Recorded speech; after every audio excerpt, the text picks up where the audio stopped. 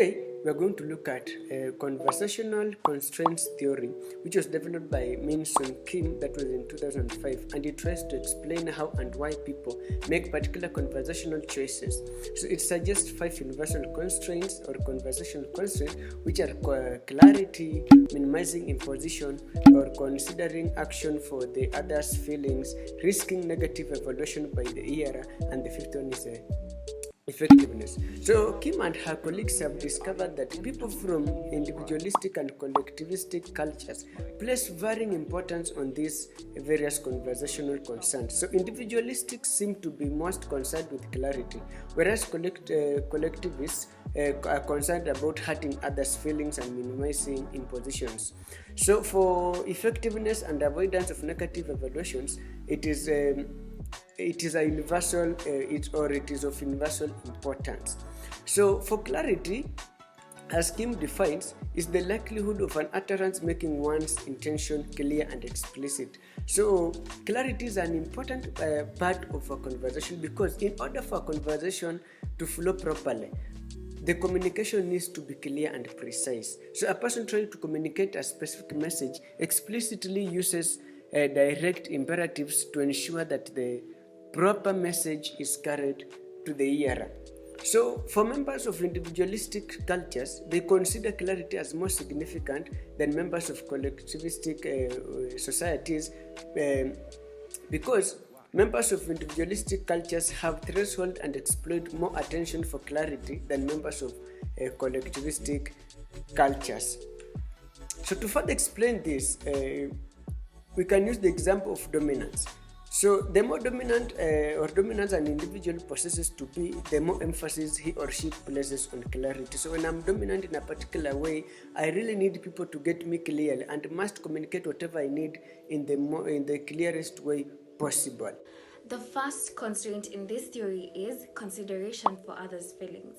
Just as this suggests, it's considering the feelings of your listener or the person that you're communicating with.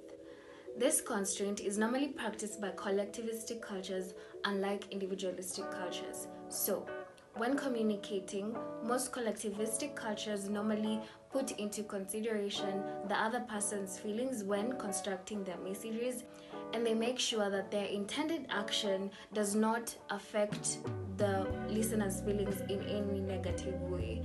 And this is a very important factor to consider when communicating interculturally, because we are able to put the other person's feelings into consideration and communicate better and effectively. Next factor is minimizing imposition.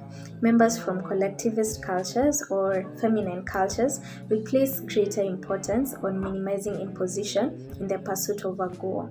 Assuming that an acquaintance from the Japanese community wants to travel back home and needs to get to the airport the next day, he or she will more likely get a taxi compared to asking the friend or the acquaintance to take them to the airport. However, a member from an individualistic society, for example America, is more likely to ask the friend directly to drop them at the airport compared to getting a taxi. For example, in a business setting, the member from the collectivist society is more likely to tell you to focus on the bigger picture, as this will increase the pace of the project that you're working on, while the individualistic person or the member from the individualistic society is more likely to tell you to stop focusing on small details as you're delaying the pace of the project. For the individualistic person, the concern isn't really the feelings of the other person, if this will undermine the effectiveness of the message. So it is effectiveness first, then feelings later. For the collectivist person, it is your feelings first, then your effectiveness later, as this can be repeated time and again till you're able to comprehend the message. Final factor is effectiveness. This refers to the influence that the message has on the receiver and to what extent. It pertains to the potency of the message, that is, whether it is strong or weak, whether it is powerful or ineffective. A major factor affecting this is the style of verbal deliverance, which could either be soft or punctual. Collectivist societies are geared towards the soft way of delivery, while individualistic societies are geared towards the punctual way of delivery.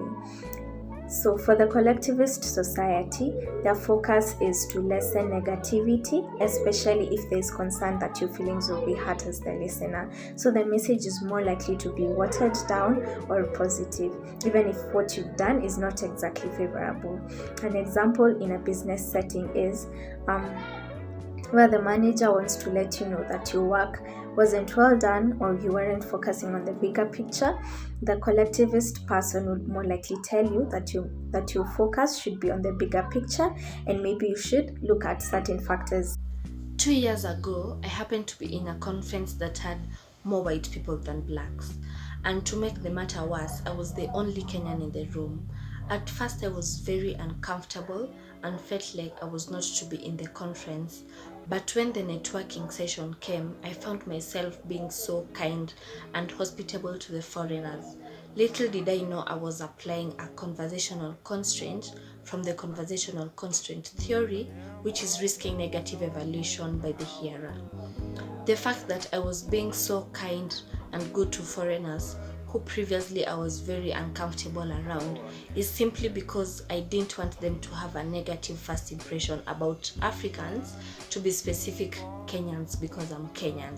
Risking negative evaluation is a universally important constraint because there is absolutely no culture that always wants to be viewed as a hostile culture.